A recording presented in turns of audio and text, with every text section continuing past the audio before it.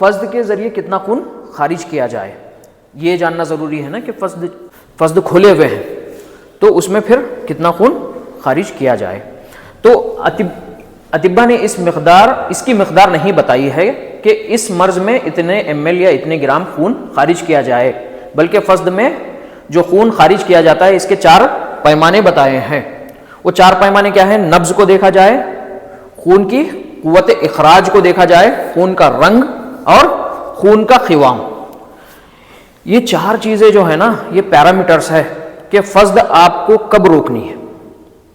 ٹھیک ہے کہ جو نبض ہے اس میں سے یہ جو 2 پیرامیٹر ہے نا جو سٹارٹنگ کے نبض اور خون کی قوت کا اخراج یہ طبیعت کو ظاہر کرتے بدن کی، اور یہ جو 2 نیچے کے ہیں نا خون کا رنگ اور خون کا قوام یہ مادے کو ظاہر کرتے کہ اس کا مادہ کیسا ہے. تو اگر آپ فسد لیے ہوئے ہیں، لینے کے بعد اگر اس میں ان 4 میں سے کوئی ایک علامت ظاہر ہو جائے یعنی قوت اخراج اگر اس کی کم ہو تو فسد روک دیں. اگر فسد کرتے وقت آپ کیا دیکھ رہے ہیں؟ نبض دیکھ رہے ہیں. نبض عظیم ہے، امتلاء دم ہے، اگر وہ صغیر ہو جائے یا ضعاف کی طرف مائل ہو جائے تو بھی آپ کو نبض یہ جو ہے فسد جو ہے وہ بند کرنی ہے. ان میں سے کوئی ایک، یہ 4 علامات ایک ساتھ دیکھنا ضروری نہیں ہے. بعض پیشنٹس میں یہ ہوتا ہے کہ ان کی جو قوت اخراج ہے، خون کا جو نکلنا ہے وہ کم ہوتا لیکن نبض ابھی عظیم رہتی، لیکن پھر بھی آپ کو بند کرنا ہے. بعض امراض میں نبض بھی ان کی اس میں تبدیلی نہیں آتی، نہ خون میں ان کی رفتار میں خون کی رفتار میں تبدیلی آتی، بلکہ اس کے قوام میں یا تو اس کے رنگ میں تبدیلی آ جاتی، تو تب بھی آپ کو فسد بند کرنا ہے. ابھی دیکھو یہ جو 4 پیمانے دیے ہوئے ہیں نا یہ حذاقت کو دکھاتے ہیں، یہ حکیم کے یہ جو دیے ہوئے ہیں نا یہ اطباء کی حذاقت کو دکھاتے ہیں، یہ پیرامیٹرز کتنے اچھے ہیں. اب دیکھو طب یونانی میں جو ہے نا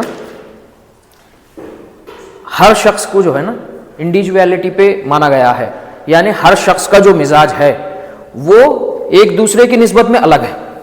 تو جب مزاج الگ ہے تو ان کو ہونے والے امراض بھی الگ ہوں گے، یعنی ان کا جو مادہ مرض ہے وہ مقدار میں کسی میں زیادہ ہو سکتا، کسی میں کم ہو سکتا. اگر یہاں پہ مقدار تعین کی جاتی، مطلب ایک یہ مرض ہے اس میں اتنے مقدار میں آپ کو خون نکالنا ہے، تو یہ جو ہے نا یہ ڈیفیکلٹی پیدا کر دیتی. کیسے؟ اب ایک مریض ہے، اب اس میں مادہ مرض جو ہے وہ کم ہے، سمجھو کہ مادہ مرض 100 ml ہے، لیکن کتاب میں لکھا گیا ہے کہ 200 ml جو ہے آپ کو خون کو جو ہے خارج کرنا ہے. تو آپ جب 200 اس کے اندر نکالیں گے تو 100 ml زائد نکالیں گے آپ. تو یہ کیا ہے؟ ضیاء ہے. یہ کس کا؟ صالح مادے کا. تو اس میں کمزوری آتی. اگر سمجھو کہ 200 ml لکھا ہوا ہے لیکن اس سے زیادہ 300 ml اس کے اندر مادہ ہے، 200 نکال کے آپ چھوڑ دیے ہوئے ہیں لیکن مادہ مرض ابھی بدن میں رہ گیا ہے. تو اس لحاظ سے اطباء جو ہے نا مقدار کا تعین نہیں کر کے ہے فسد میں، جو خون جتنا خارج کرنا ہے اس کی مقدار کا تعین نہیں ہوا ہے، بلکہ اس کے پیرامیٹرز دیے گئے کہ وہ بتائے. یہ پیرامیٹرز ہے کیا؟ جب آپ یہ پیرامیٹرز کو غور سے دیکھ رہے ہیں تو یہ پیرامیٹرز ظاہر کرتے خون کے طبعی ہونے کو. نبض تو طبیعت کو بتا دیتی. اب یہ جو خون کی قوت اخراج جو ہے نا یہ اگر امتلا ہے، بہت زیادہ کثرت خون ہے تو وہ اپنے رفتار سے خارج ہوگا. جیسے ہی آپ پنکچر کر رہے ہیں، کرنے کے بعد جب اس کی رفتار اپنے طبعی مقدار پہ آ جاتی تو وہ اس کی رفتار میں کمی آ جاتی. ٹھیک ہے. اب اسی طرح سے خون کا رنگ کیا ہے؟ خون کا رنگ جو ہے اگر بہت زیادہ سیاہی مائل ہے تو کوئی اور خلط مل کے ہے، اگر بہت زیادہ اس کے اندر تھوڑی سی سفیدی ہو، سرخ تو رہتا لیکن کلر جو ہے اس کا تھوڑا پھیکا رہتا، تو یہ کیا ہے؟ غیر طبعی ہے یہ. اب یہ خون کا قوام غلیظ ہو سکتا یا بہت زیادہ رقیق ہو سکتا، تو اس کو صحیح کرنا یہ طبعی خون کو بتانے والے ہیں. یعنی آپ کو فسد تب تک کرنی ہے جب تک خون جو ہے اپنے طبعی تناسب میں نہ آئے. یہ ہے فسد کا مقصد. ٹھیک ہے. اب یہ جو